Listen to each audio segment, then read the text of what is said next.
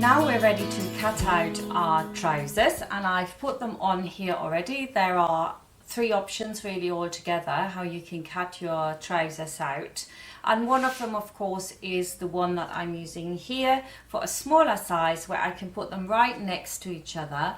And then we've got the other option where we can put them on slightly displaced, so one of them moves further down and the other one stays up, so that we get it all on. And for the larger sizes, certainly 18 and up, or even 16, you will need twice the length of the leg that you want to make. So measure yourself, see how long you want to make the trousers.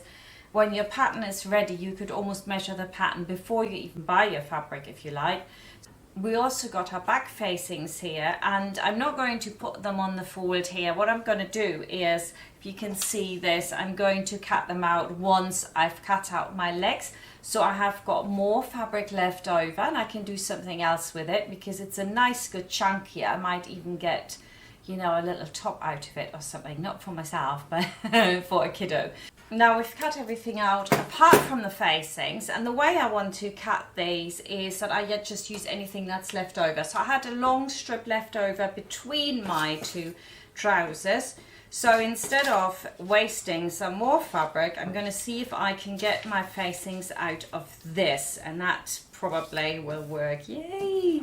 Just checking here, a bit lower.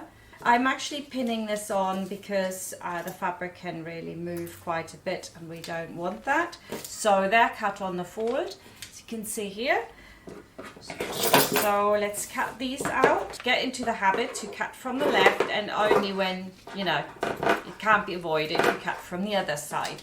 You also want to snip the center front or center back, both. Now I just have to cut my facings. So I'm going to cut this one first, and then I'll move it over a little bit and cut the next one. I always have got loads of interfacing in my house and I still run out sometimes. So for this one I'm just going to move it over a little bit so that I get it out and see that I don't waste too much. And that's it. Cut this out as well.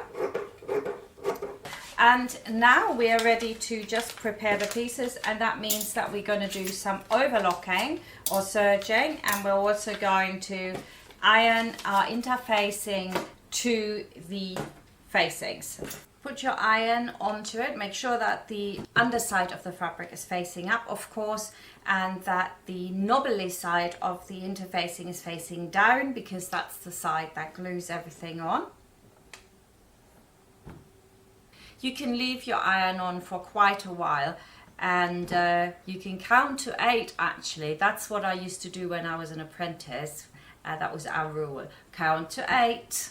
1, 2, 3, 4, slowly, 5, 6, 7, 8. And then you just move it.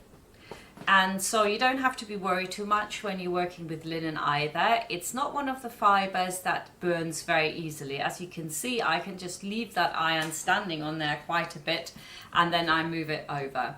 So the other thing we need to do is the serging or overlocking, and what we want to do there is we want to literally just leave the waistline not overlocked and the hem. Everything else we're going to serge or overlock, and we're also going to serge or overlock the lower edge of our facings.